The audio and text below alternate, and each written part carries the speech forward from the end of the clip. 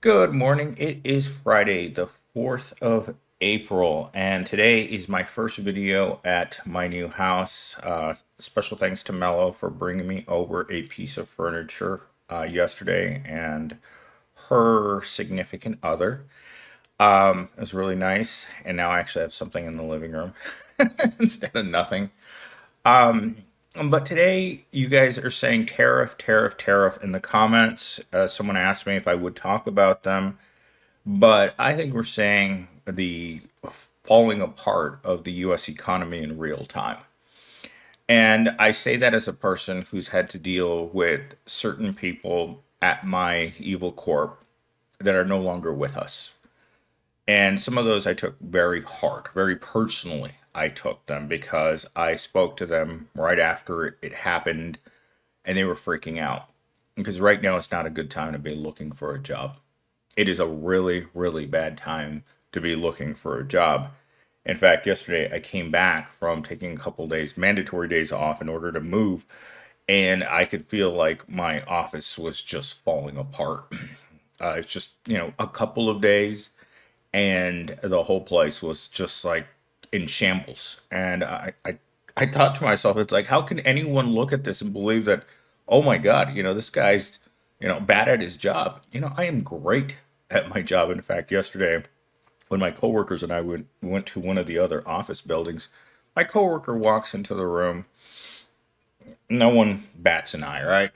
I walk into the room, and it's like I walk into a room of my fans.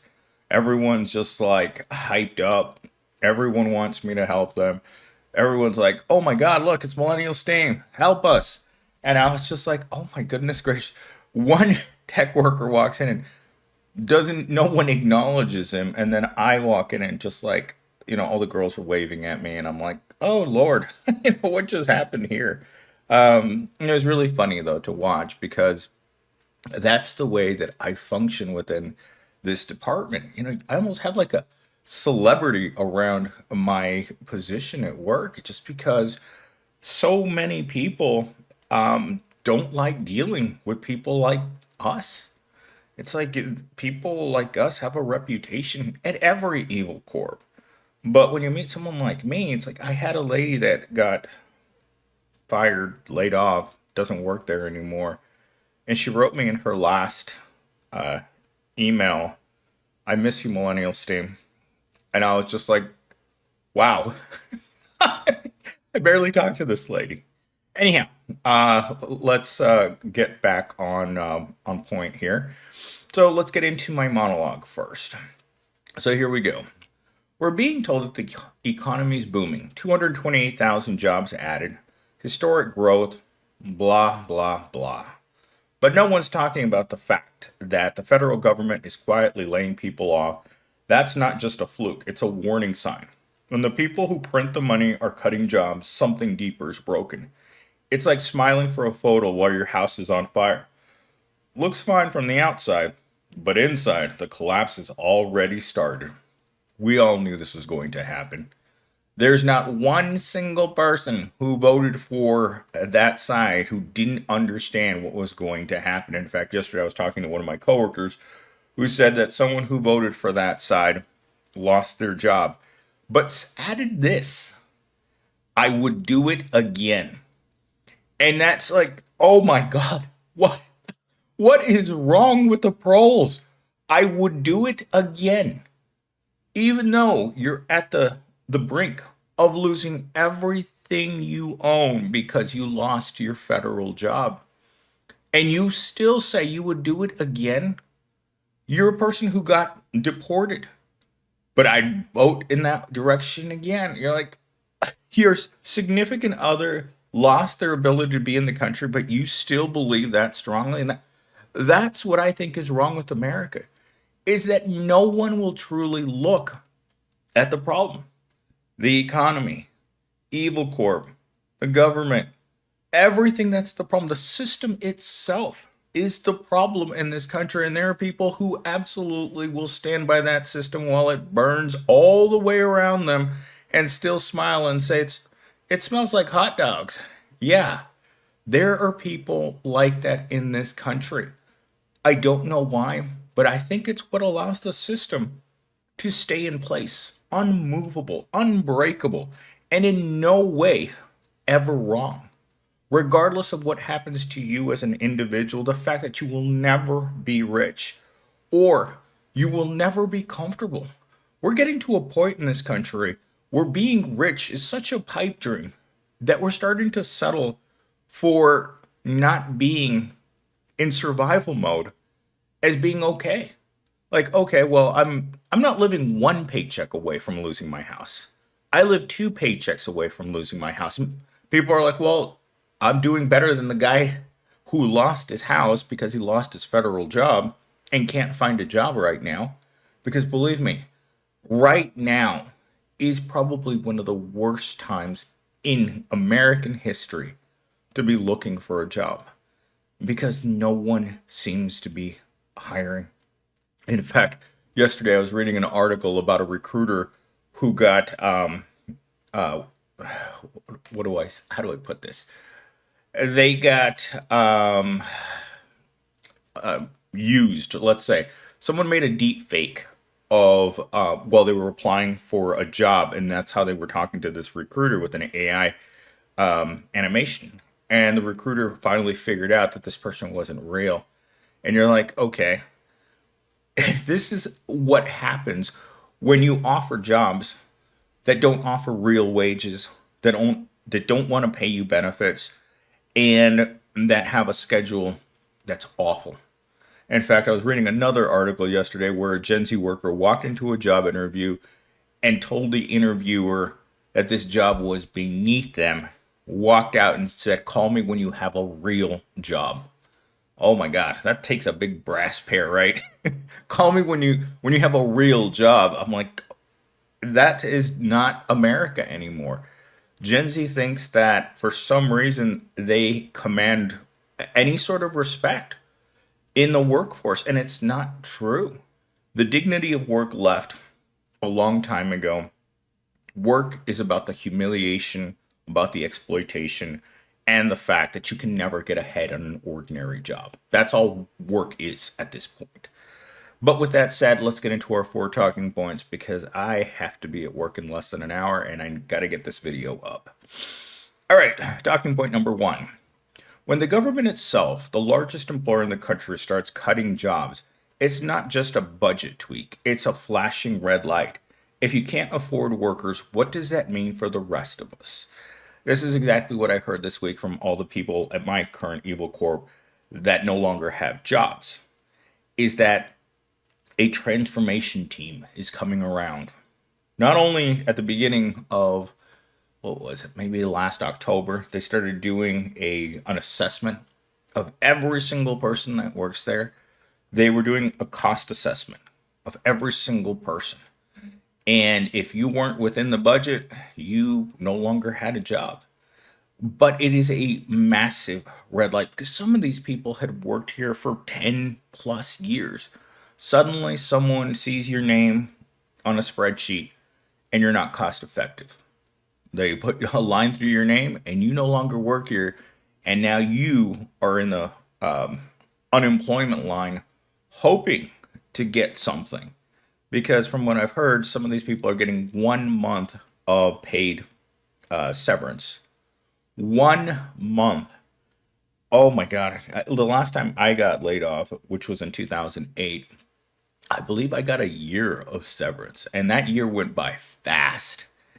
And guess what? At the end of a year of looking for work, I still didn't have a job. Because if you're looking to stay at where you're at financially, right? Because most of us don't want to go down.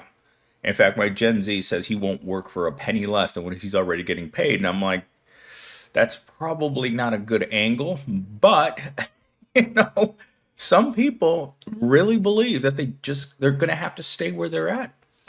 A reality check is that most of these federal workers are going to end up working in a Chipotle like setting.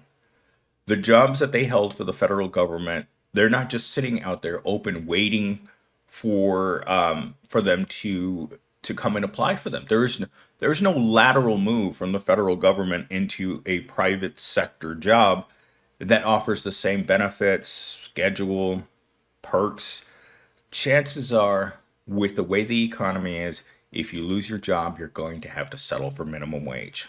Sorry, federal workers, but that's the reality of things.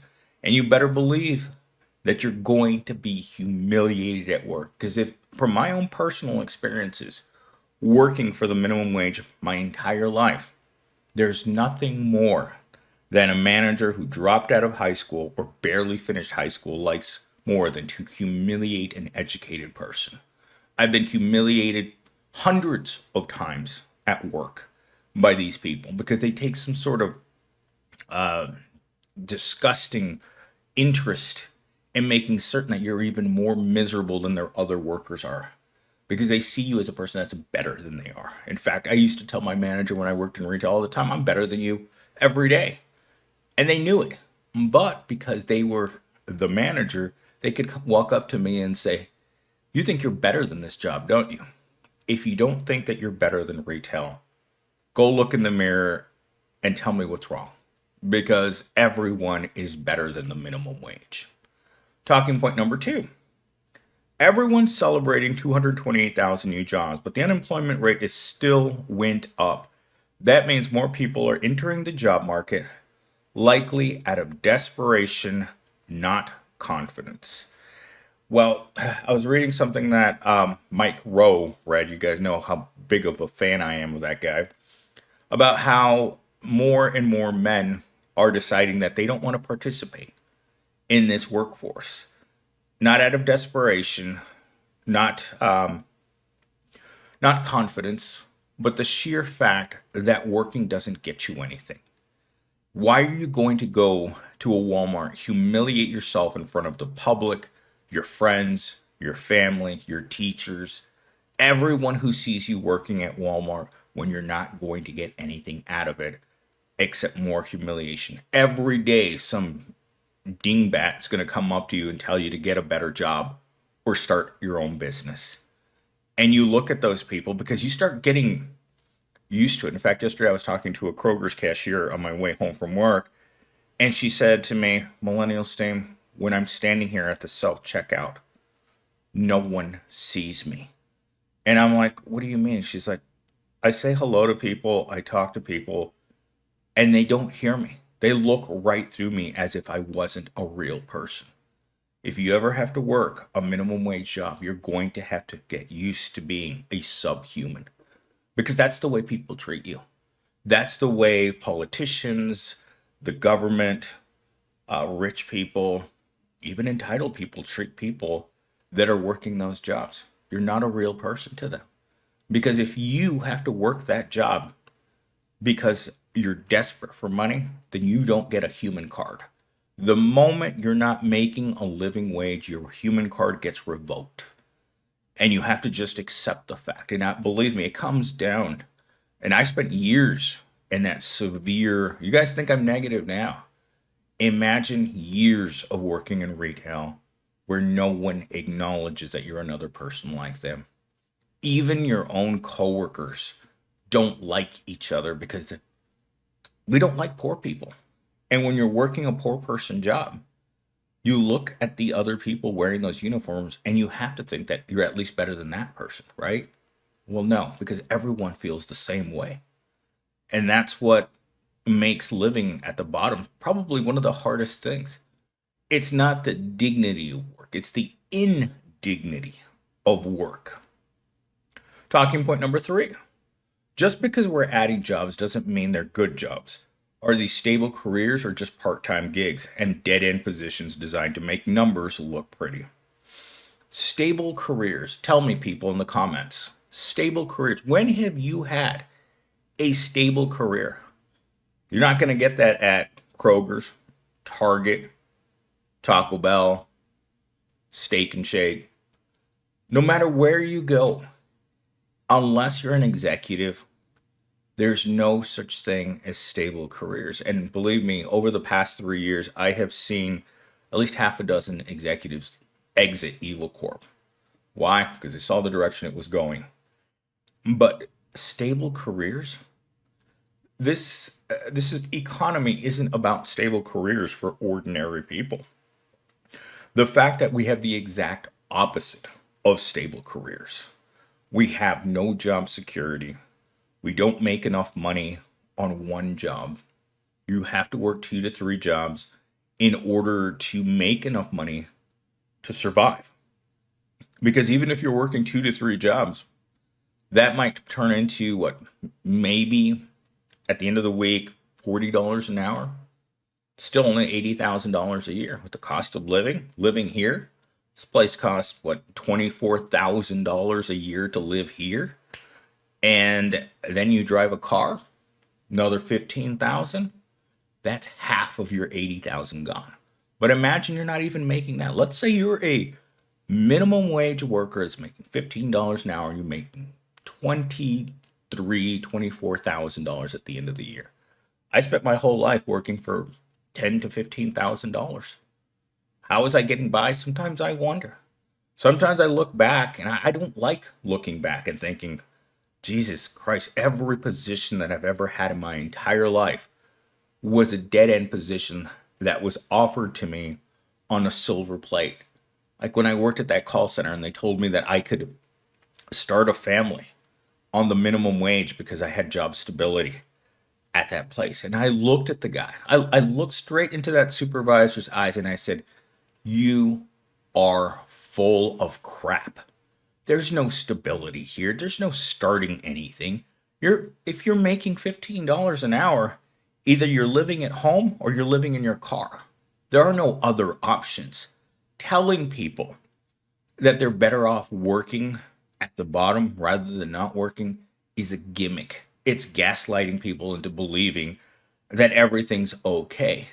When the layoffs come for you, and inevitably they will, because this economy right now is not healthy in any conceivable way. And again, I'm not telling you guys this as a crazy person. I'm the person who knows. My finger's on the pulse of Evil Corp every single day. And I can feel that pulse getting weaker and weaker every time I go to work because they want to do more with less of you. The less workers they have, the more profit they make. So, of course, they're going to try to run every corporation on a skeleton crew, cutting, slashing, breaking budgets, all when it has anything to do with the proletariat. But when it comes to the people that matter, bonuses, vacations, wage increases, all the things that the corporation doesn't have money for when it comes to its disposable workforce, well, there are certain people that get all those things. Final talking point. Federal layoffs, tariffs, and mass deportations are all high impact policies. The consequences take time to show up, but by the time they do, it's already too late.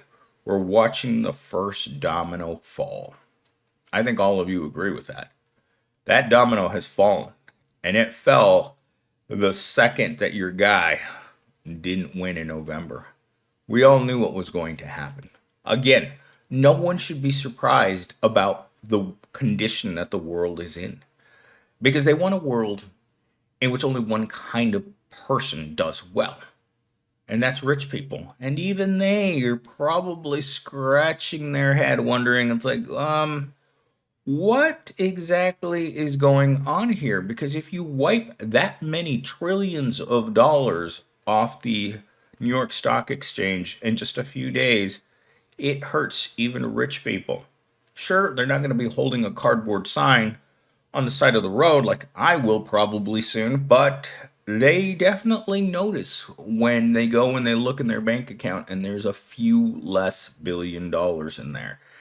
You and I hope to go look in there. Like yesterday when I went and I looked at my bank account, I'm like, I better have enough bucks to get me some Prol beer tonight because I'm going to need it after today. Because, oh my gosh, yesterday I was insanely busy at Evil Corp to the point where I started just shutting down. Like there were so many things to do that I was just like, you know, I can't do anything.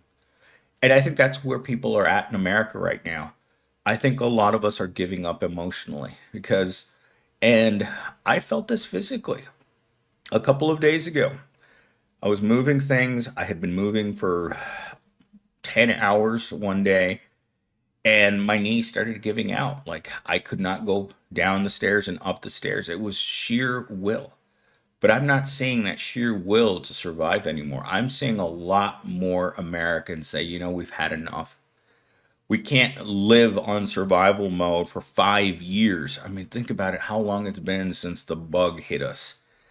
And things have progressively gotten worse and worse and worse for all of us. I think, like myself, many of us are starting to realize that there's no hope in sight. No one's coming to save us. And the only chance we have at making things better, again, I say this in nearly every episode that I make, the power is with the proles. They are the engine that drives the economy. They have the power, they have the numbers, they are who's really in charge. But keep putting your head down, proles. Let them beat you over the head and tell you how great the economy is, because that's what they need you to believe. They need you to believe that all around you things are burning down, but they need you to believe that that's not true. They need to gaslight you into believing that your circumstances are just about to change for the better.